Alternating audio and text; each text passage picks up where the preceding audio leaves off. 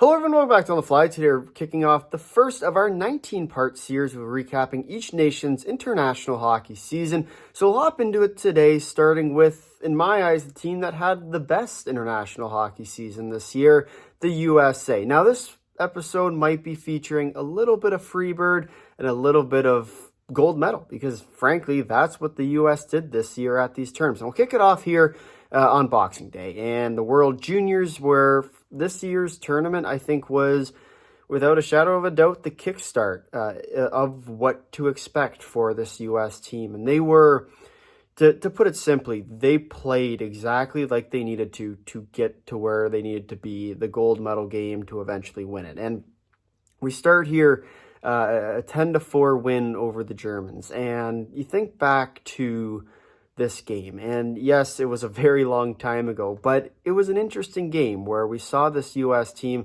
kind of struggle in the early goings, and Germany, credit to them, held the U.S. in. And unfortunately for the Germans, the U.S. just kind of found their stride towards the end of this game and really dominated from there on out. And that was kind of the kickstart, if you will, to this season for this U.S. team. And for the next one, you know, you keep kind of going down the list of games, and they play Latvia, the red-hot Latvians, if you will, after beating the Canadian team. They beat them 5-1. Then they go out and they have a tough game against the Finns. And, you know, it's a 4-3 loss in overtime. That's one of those games where it's, you know, back and forth. It's a true Finnish test, if you will, where you know what you're going to get out of this Finnish team time and year after year. And unfortunately for them, just couldn't find that winning goal, that punch-through goal.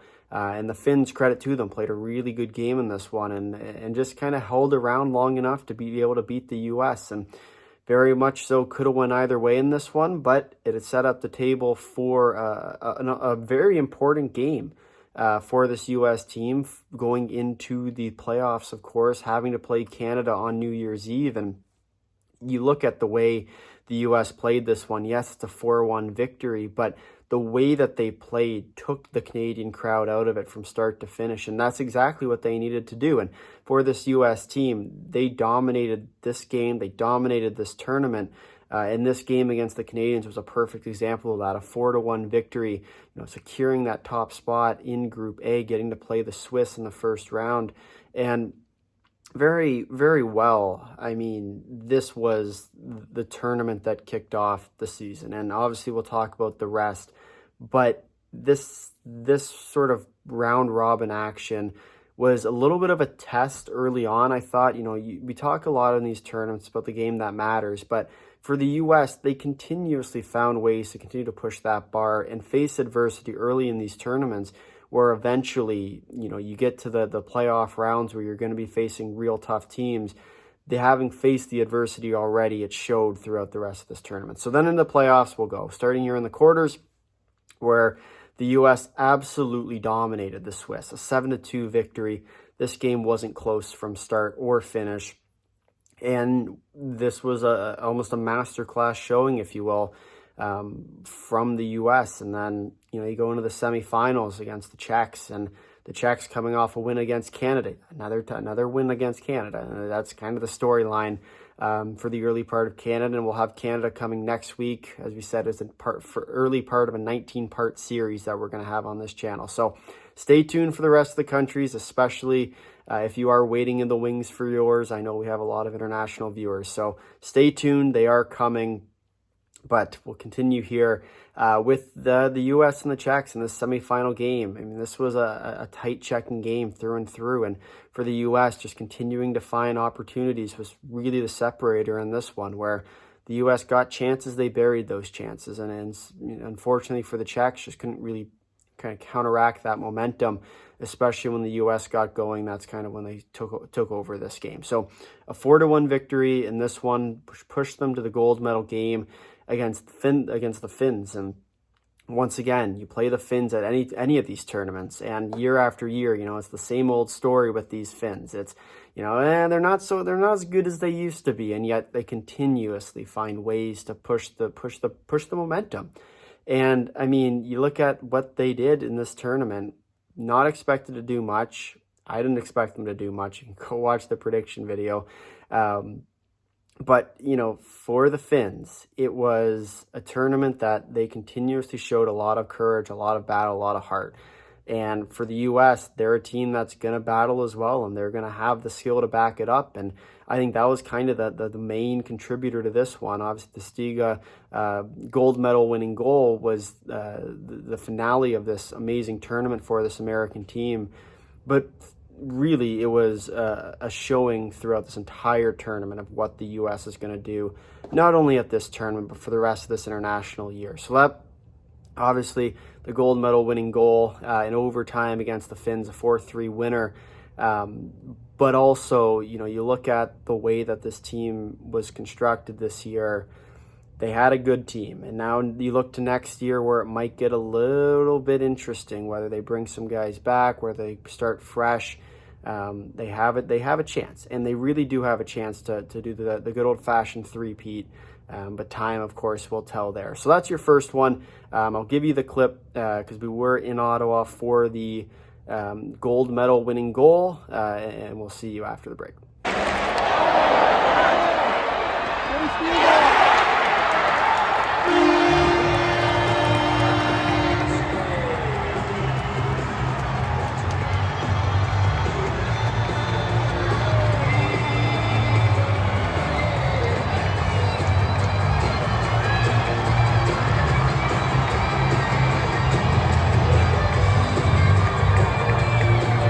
So that was the gold medal winning goal for the Americans at this World Junior Tournament. And once again, we talked about it a lot already.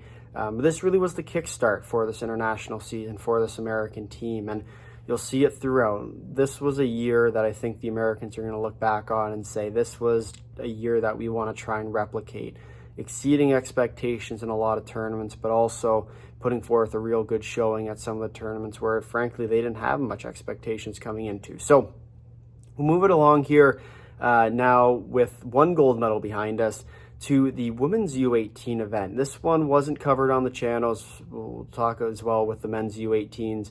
But this was another tournament where, for this American team, they had high expectations coming in. They wanted the gold. They wanted to beat the Canadians. And I think you kind of look at the way that this women's hockey, especially rising women's hockey, is coming and shaping up.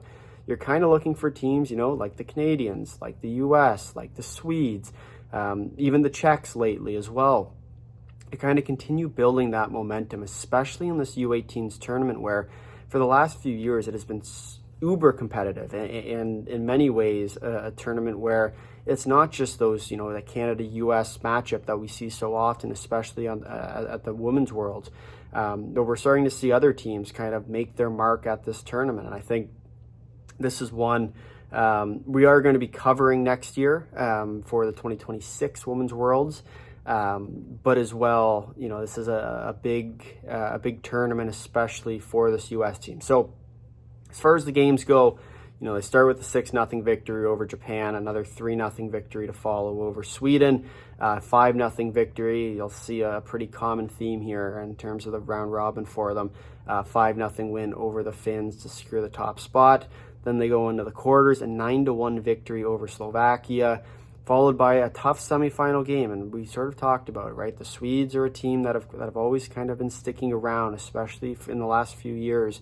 Especially in this women's U18 division where the talent's coming, and it is coming, right? Where we've seen the Swedes on that big stage on the women's side kind of struggle these last few years, and obviously last year was a little bit different, or this past year was a little bit different, but we've seen them slowly but surely find their game, and I think we're going to see that, especially with the results we're seeing from these last few tournaments, that the Swedes start to pick it up. So for the Swedes, for the U.S. rather, a tough win and an important win to push them into the gold medal game, where unfortunately they just came up a little short, a 3-0 loss to the Canadians.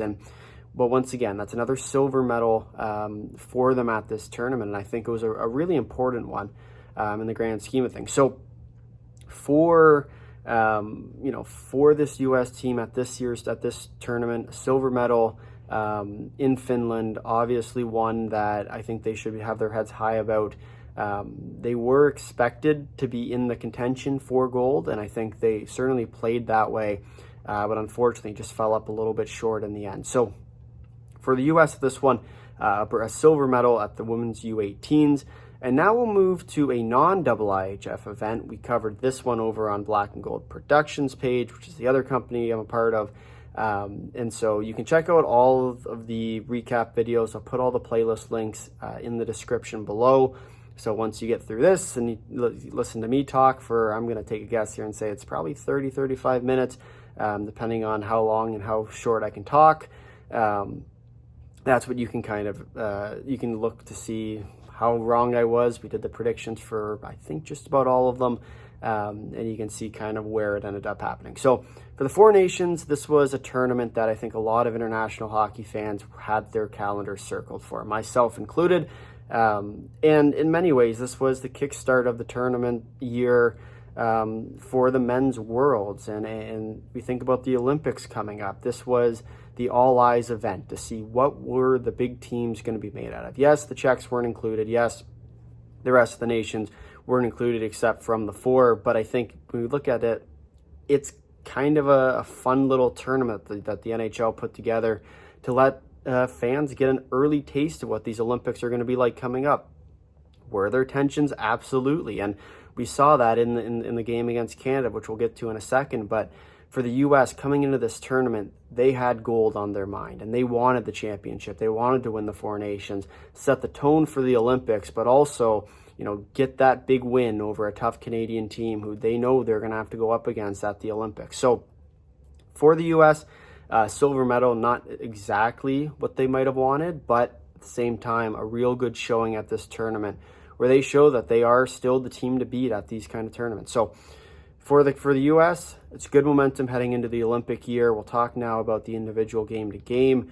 We start here with the 6-1 victory over the Finns and the common theme as well, right? We'll talk about it a lot throughout this video because the U.S. seem to play Finland a lot.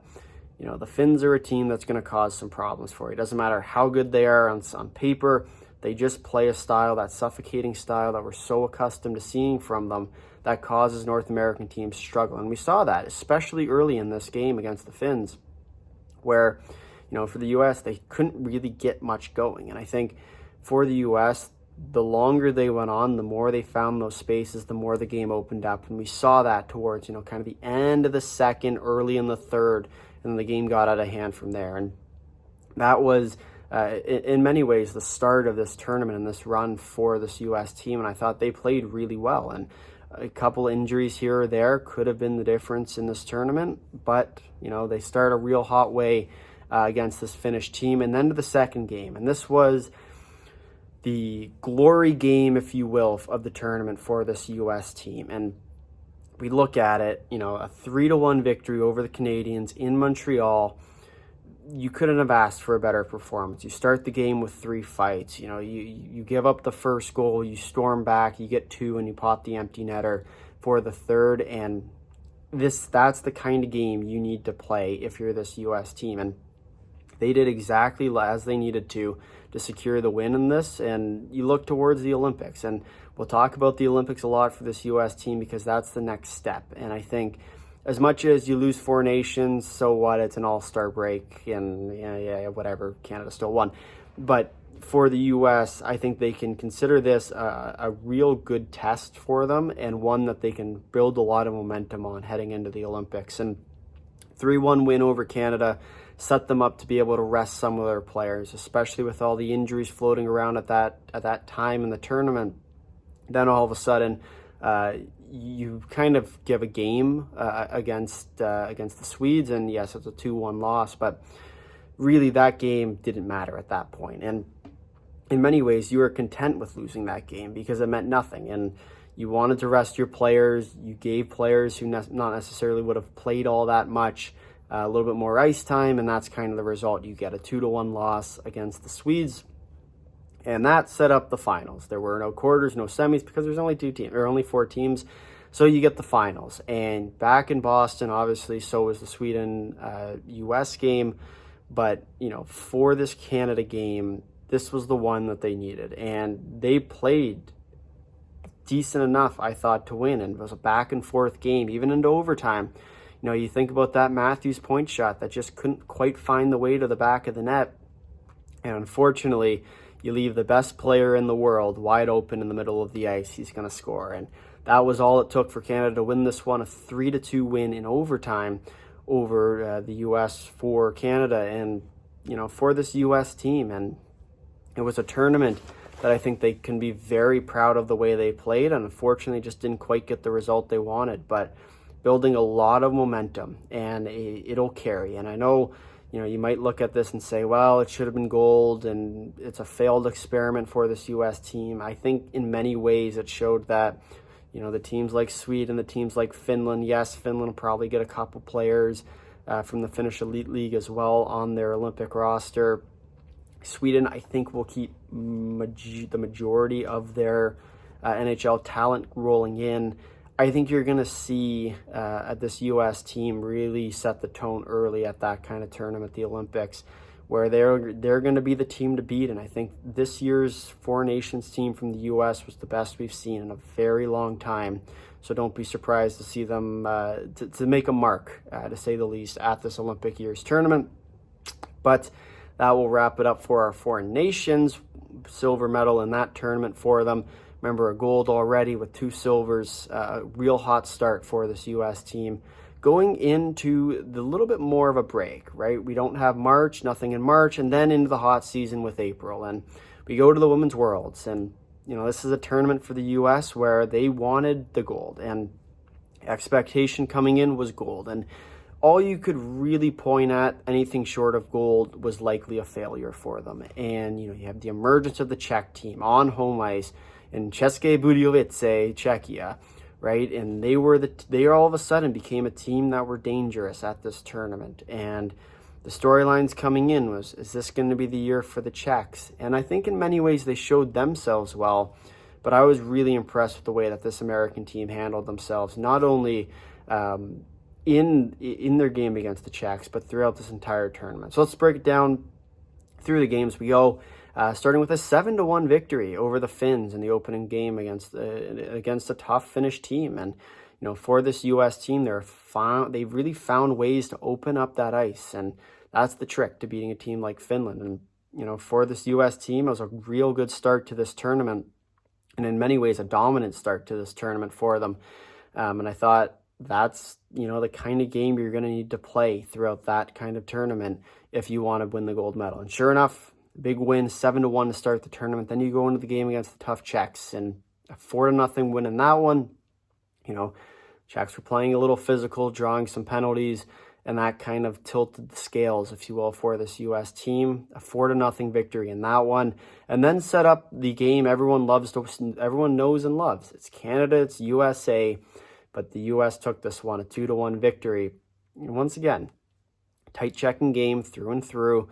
Exactly like you'd expect in a U.S.-Canada rivalry game in the Women's Worlds on the biggest stage there is, aside from the Olympics. Yes, I know the Olympics are coming up, and I am very, very excited.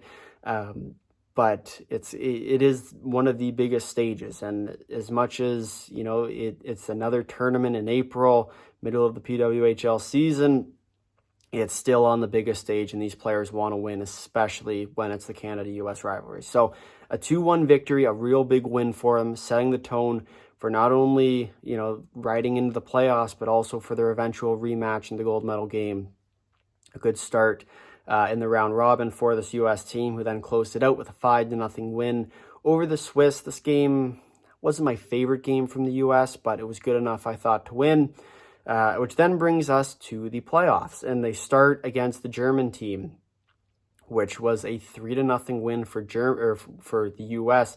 over Germany. And this game was a little bit concerning to me. And you look at kind of the way this U.S. team played in this one, and then it was, alarm bells are ringing, and you look at the team they're going to have to play next, and it's the Czechs, and the Czechs play similarly to the way Germany plays, and if, Germany could shut down that American offense, all of a sudden that game might have got a lot tighter. And sure enough, the next day rolls around, and guess who it is? It's the Czechs, and the Czechs are going to play a very similar style to the way Germany's playing, but they're going to be able to bury their chances. And sure enough, this game got real tight right to the very end.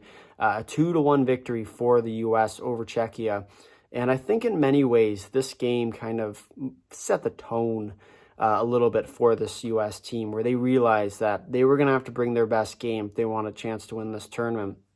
And not to say they didn't play well, and not to say the Czechs, just played really well that day, but kind of a combo of the two. And I think for the U.S., that was their waking up moment in this tournament, where they were, kind of questioned in a way after, they kind of got shut down by the German team. They get the wake up call, then it's on them. They have to play a tough game against the Czechs. Then it's on to Canada. And the gold medal game, it's very easy to get up for, but it's still a tough one. And they play a real tough game, and it all comes down to one giveaway in overtime. And sure enough, the puck finds the back of the net, and it's another gold medal winning goal for the U.S. at this tournament. And that's another gold medal, and it's another overtime gold medal for this U.S. team. And I think it's kind of the storyline where all of a sudden it's overtime and a gold medal game. You can place your bets you're hearing Freebird, because I got one more to tell you about in a few minutes that might convince you otherwise. So with that in mind, 4-3 win in overtime, securing the gold medal for this U.S. team. They will win gold at this year's Women's Worlds. Obviously, a big one in terms of the way that, we kind of rank these tournaments in a way, right, where you kind of have your big three with the juniors, but really the Men's Worlds and the Women's Worlds are your big three tournaments, if you will. You also throw in the Four Nations this year, which was kind of a little bit of an interesting one. There's another one where you're coming top two, and I think for this U.S. team, it's a lot of momentum you're generating heading into next year. So with that in mind, we'll move on to the next one, which is the men's U18s in Frisco and Allen, Texas from this year. And this was an interesting tournament, I thought. And coming in, it was, you're looking at the teams and who you might go up against. It's Canada, it's Sweden, and it's the U.S. And I think you could have thrown a dart at that board, and you could assume Sweden was probably coming first. Canada and the U.S. were probably second and third, whoever was going to win a semifinal matchup. But sure enough, this U.S. team was really good, and they outplayed, I think, their expectations at this tournament.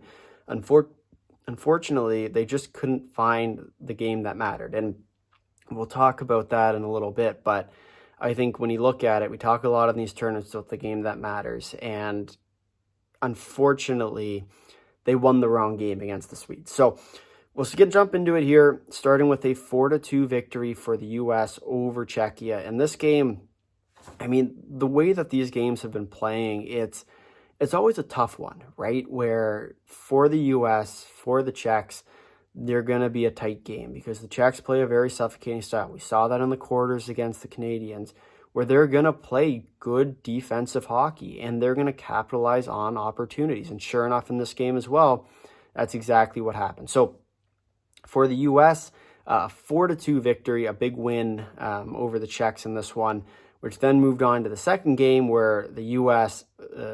Pummeled, obliterated, you can pick your word of choice for this game, a 10-0 win for the U.S. over Switzerland in this game. Obviously, the end of the line, I guess, for the Swiss, but a tough loss in this one, sort of setting the tone. Once again, this U.S. team is here to win, going into arguably the most important game of the group stage against the Swedes, and the U.S. came to play in this one. A 6-3 win over arguably the best team at this tournament with the Swedes. And you look at the way Sweden played throughout this entire tournament, it was not their best showing, and they had the team to do it this year. Unfortunately, fell up a little bit short, but they were the team to beat, and the U.S. showed early that they had the potential to beat them. So that was their third game, and then they went into the fourth game against Germany, a 5-3 win, a little bit tighter than probably what they would have wanted, but a win is a win at the end of the day. So that wrapped up the group stage, obviously a top in the group yet again, with all 4 wins. Then to the playoffs they go with a 6-3 win over Latvia. This was a game that I think, once again, was a little closer than maybe what they would have wanted, but still a 6-3 win nonetheless. and you can never complain about a win in the column. So they move on to the semifinals, where once again they played the Swedes, the best team at this tournament. And unfortunately, as we said earlier, it's the game that matters. Unfortunately for the U.S. in this one, just fell up a little bit short. So for the U.S., they would play in the bronze medal game, beating Slovakia 4-3 in overtime, and just kind of an unfortunate ending for the U.S. They couldn't win the one game that mattered, and they won more than their fair share at this tournament. I thought that they definitely exceeded expectations in many ways, but unfortunately just fell up a little bit short in the end. So that's what we got for the U.S. at this men's U18 tournament on home ice. They will come home with the bronze medal at the U18s, which then will lead us to the big one, if you will, and kind of the finale of the IIHF men's season. And that one is the men's Worlds. And it was this year's tournament coming in. You know, you're looking at the team that's on home ice in Sweden. You got Canada with the superpower team. You know, you got kind of those two teams that are in kind of dominant position, if you will. You know, the leaders of Group A of kind of dominating their group, and it's going to be which team was going to get the unfortunate pleasure of placing third in the group. And then you have the return of the Czechs. You got the Swiss, both teams in the same division, or in the same group, where you have the U.S. in that one as well. And it's going to be who's going to get that third seed, have to play a team like Sweden or Canada in the first round. And then, sure enough, right, and this U.S. team, they start hot. 5-0 win over Denmark, 6-0 over Hungary. And then they play the Swiss, and nothing seemed to work in that game, where the Swiss dominated that game in many ways, and they played well enough to win. But, you know, the Swiss capitalized on their chances. The U.S. couldn't. And that was kind of the major factor of that game. 3-0 win for the Swiss. And then all of a sudden it was, what's next for this American team? And then, you know, they blow out Norway. Oh, they don't blow out Norway. They almost blow a lead against Norway. You know, they blow a 5-1 lead against Norway. Yes, they force overtime. Yes, they still get the win. But it was one of those games where you're looking at it and lots could happen, right? And it was a game that I think in many ways kind of set the tone for the rest of this tournament. That was the wake-up call for this U.S. team was, you know, they lose a game against the Swiss. So what? Whatever. There's still time at this tournament to turn it around. You go out and you play really well for the first two periods-ish against Norway, and then you let them back in, and then they start scoring, and then all of a sudden you're on your heels, and then they force overtime, and then you have to play your game. And that overtime was, in my eyes, the turning point of this tournament for this U.S. team. And then, you know, you go through the rest, right? A 6-3 win over the Germans. Tough German team, too, I might say. Yes, not necessarily the team that you're expecting, but they were a good team at this year's tournament, and they played well enough to win. I'm not going to say, you know, this American team played great, but they played good enough to win. Then to Kazakhstan, they go with a 6-1 victory. This was another one where the U.S.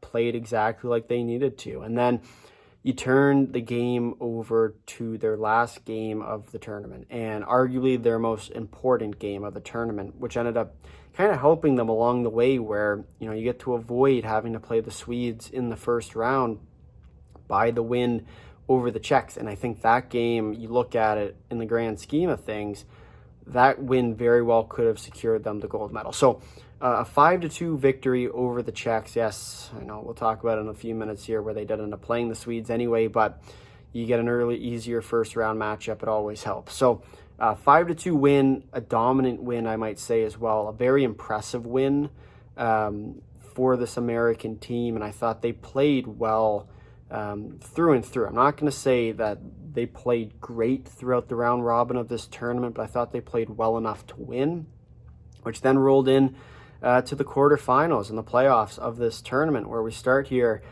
with a 5-2 victory for the U.S. over Finland. And this was a game that, for the U.S., whenever you play the Finns, it's going to be a tough game. They're a tight checking team.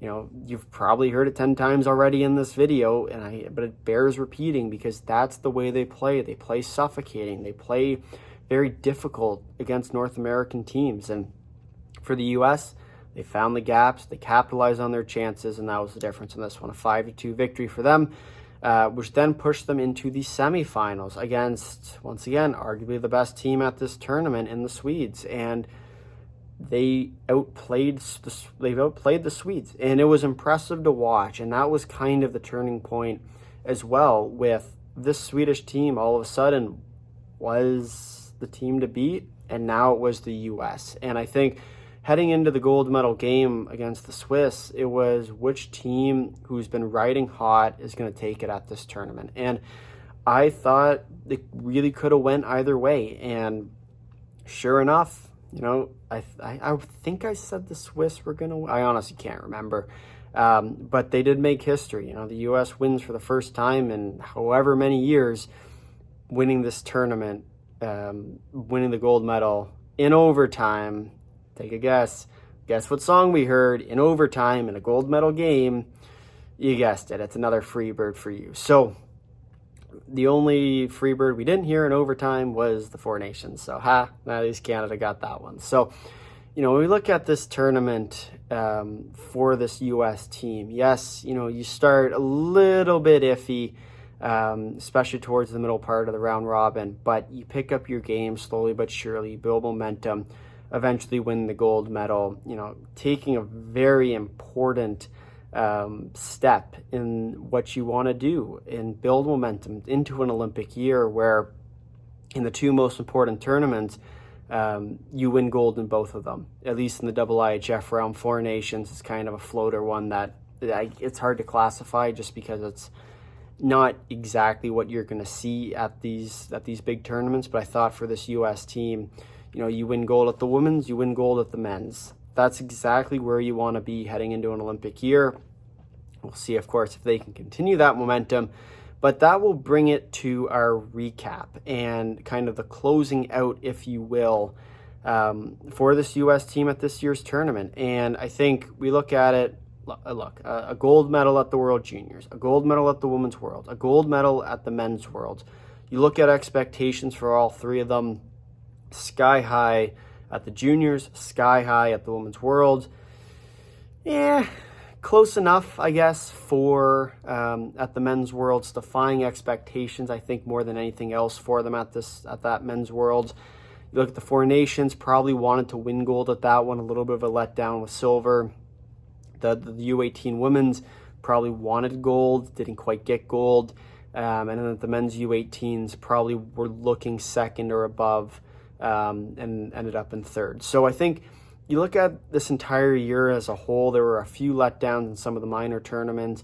Four Nations as well kind of brings the grade a little bit down, but you win the top three tournaments in the IIHF, in my eyes, you're going to end up with at least an A, and that's the grade I'm going to give them for this year's season. But all in all, this was an incredible year for this U.S. team, and one that I think they're going to look back on in a few years and try and replicate year after year after year, because you take the major three and all of a sudden you open many doors throughout the international world for yourself. You grow the game, and you get many opportunities from that as well. And I think you look to this moment in a few years, they're going to look back and say we had something special that year in 2025. So for the U.S. in this year's recap, a grade of an A, if you will, a lot of Freebird, and we'll see if that continues. We'll see if they stick with that for their goal song coming up in 2026.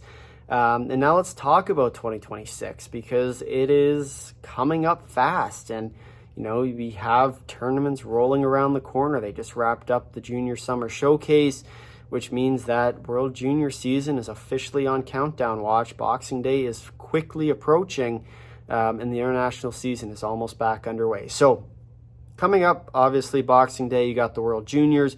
We'll see them in the U.S. We'll also see the women's U18s this year in Canada. We'll see the U.S. at, of course, the men's and the women's Olympics. both those tournaments, I'd say look for them to be dangerous, especially on the women's side. I think you can pretty well count them in for at least a silver, if not the Czechs. Keep an eye on them. They're a team at this year's Olympics that I think could cause some problems, especially in the power segregated grouping, where you have Group A with the top 5, and then you have the Group B with the other 5, where the way that the brackets work, it's going to be a little bit tougher.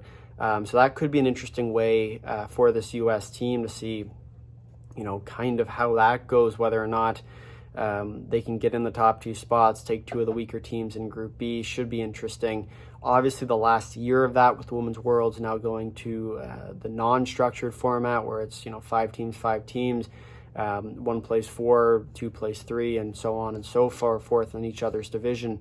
So that's going to be a little bit better, I think, for the women's game. You're going to get to see teams that might not necessarily play each other in the current format. I think it's going to be great for growing the game, and I am glad that they're finally getting rid of that, because frankly, as much as I love seeing the U.S. play Canada, it does get a little bit sick or a little bit tiring, if you will, after a while. But then we go to the Women's Worlds, TBD. Hard to say when that's coming. I think the announcement should be coming in October.